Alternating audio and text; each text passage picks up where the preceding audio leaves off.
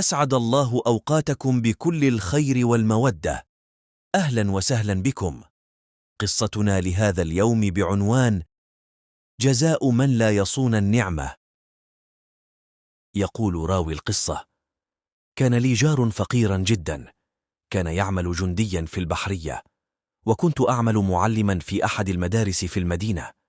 كانت حالتهم المادية سيئة جدا، لقد كان يعيش مع أمه ووالده وأخته حياة صعبة، وكنت دائما أقرضه المال إلى آخر الشهر.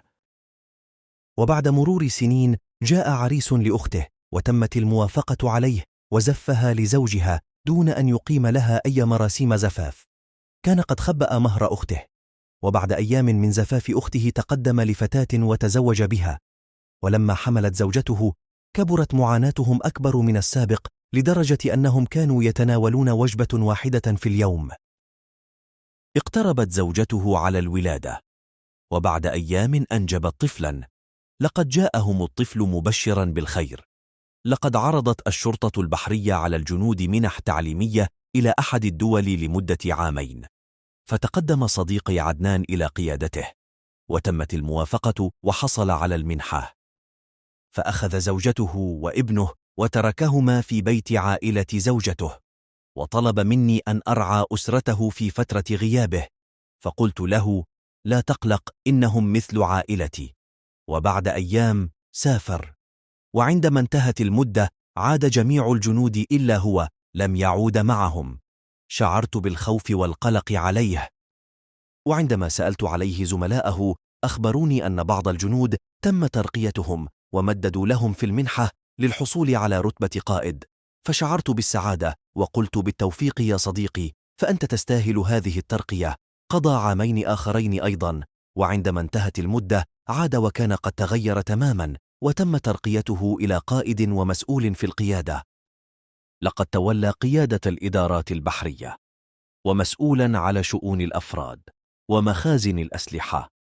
من هنا بدأت حياته تزدهر وتحلق به إلى الفضاء. وبعد 6 أشهر قام بشراء منزل وسيارة، وكان يصرف الكثير من الأموال في أشياء تافهة. لقد كان يصرف في اليوم الواحد ما يكفي إطعام 3 أسر كاملة لمدة يومين. فكنت أقول له: ارعى النعمة التي أنت فيها يا صديقي، فهناك من يتمناها، فحافظ عليها وانفق بالتي هي أحسن. ولكنه كان يقول: أنا لا أهدر المال في شيء حرام. لقد كان كل يوم يزداد تطورا في ربح المال، وكان يزداد تبذيرا وإهدارا. لقد كان يسافر في رحلات أيام العطل ينفق فيها الكثير من الأموال. فكنت أقول له: لماذا لا تستثمر هذه الأموال لتستفيد منها في المستقبل؟ فلديك أبناء قد تنفعهم في الأيام القادمة. وذات يوم ذهبنا إلى أحد المطاعم، فتوقف بسيارته أمام المطعم، فاقترب منه رجلا مسنا وطلب أن يسمح له بغسل سيارته. كان يبدو أن الرجل لم يستفتح بعد، ولم يغسل أي سيارة منذ الصباح. فقال له عدنان: لا، ولكن الرجل كان مصرا على غسلها ولا يريد أن يضيع هذه الفرصة الثمينة. فنزلنا من السيارة ودخلنا إلى المطعم. وعند خروجنا من المطعم تفاجأ عدنان بسيارته نظيفة، ولكنه شعر بالغضب. قال له الرجل: سيارتك جاهزة ونظيفة، اعطني ثمن الغسيل.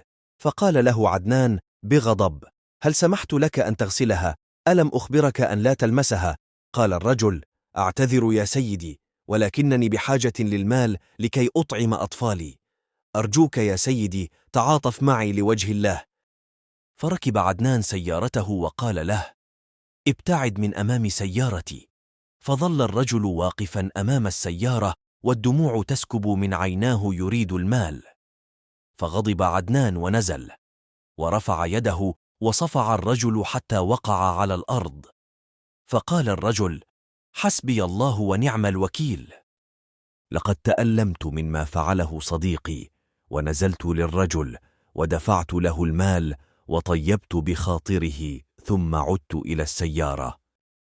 فقلت له: لماذا أنت هكذا قاسي القلب يا عدنان؟ إذا كنت تظن نفسك قويا برتبتك ومكانتك فتذكر قوة الله وقدرته.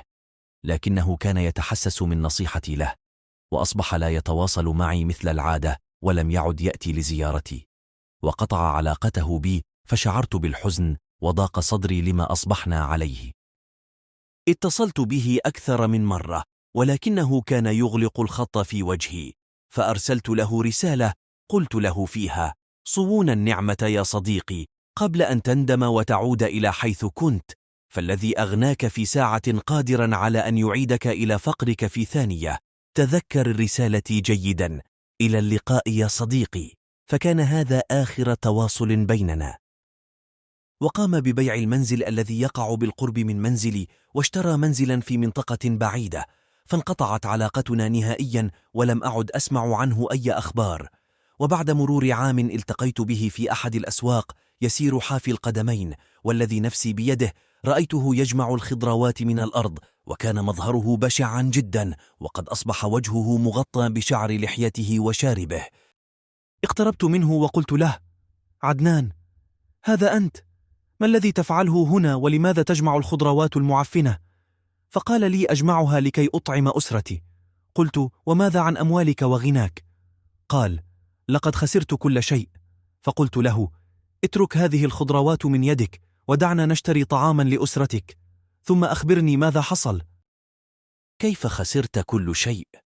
قال: تعرفت على أصدقاء في العمل، وكنت مسؤولا عن الخزينة، فضحكوا علي وجعلوني أخرج بعض ممتلكات الدولة، وقمنا ببيعها، وتقاسمنا المال.